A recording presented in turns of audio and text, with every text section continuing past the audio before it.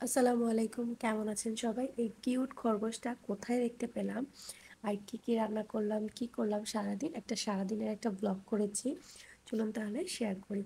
পটল দিয়ে যে কোনো কিছু রান্না করলে কিন্তু আমার বেশ ভালো লাগে। আর পাট শাক ডাল দিয়ে হলে তো কথাই নেই।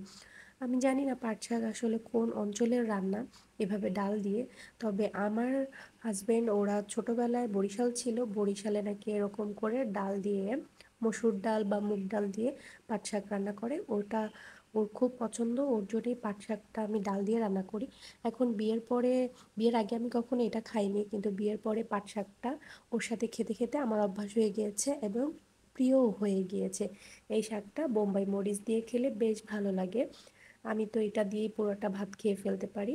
যে কোনো শাকই আমার খুব পছন্দ।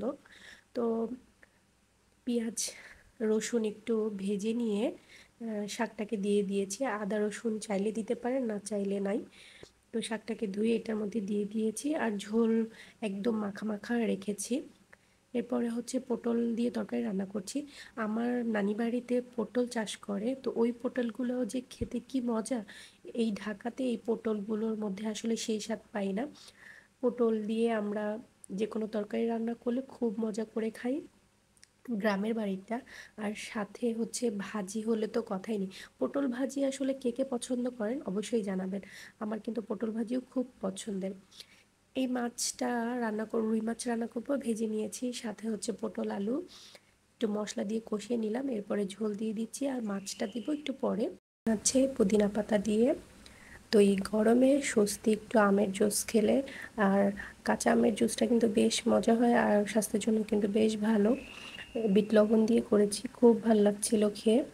তো এরপরে চলে আসলাম রান্না বান্নাতে। এই মাছগুলো এখন ঝোলের মধ্যে দিয়ে দিচ্ছি আর এরপরে হচ্ছে পানিটা শুকিয়ে আসলে, মানে যেভাবে আপনি ঝোল রাখতে চান এরকম করে কমিয়ে নিলে রেডি হয়ে যাবে এই মাছ পটলের রান্নাটা। তো এক এক করে দুইটা রান্নাই করে ফেললাম, শেষ হয়ে গেল। তো রান্না দুইটাই মজা হয়েছিল, অনেকগুলো ভাত খেয়েছি। সচরাচর এত ভাত খাই না, যেদিন একটু প্রিয় প্রিয় রান্না হয় সেদিন একটু বেশিই খাই। তো এই যে পাট শাক ডালের রান্না। এরপরে তো বিকাল চলে গেল, তো সন্ধ্যার পরে একটু বের হই বাসা থেকে। তো বাসা থেকে নেমে দেখলাম এই খরগোশটাকে, একটা বাচ্চা ছেলে এই খরগোশটাকে পালে।